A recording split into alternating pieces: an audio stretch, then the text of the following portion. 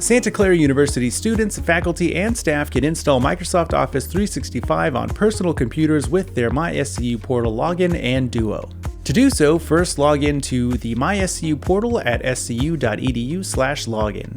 Students will see a Microsoft 365 tile towards the bottom, but if you do not have that tile available, just open a new tab and go to office.com. In the upper right-hand area of the screen, click the Install Office pull-down and select Office 365 apps. Choose the destination for the installer, click Save, then launch the file when it is complete. Follow the prompts to finalize the installation and then launch an Office app like Word, Excel, or PowerPoint.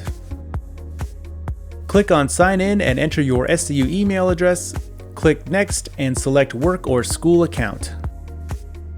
Log into the SCU window using your MySCU portal login and authenticate the Duo push. Open a new document to confirm Office is activated, and if you see this View Only mode, click on Use Another Account.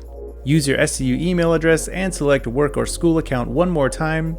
Log into the SCU window and accept the Duo push one more time, and when this You're All Set window appears, you are good to go.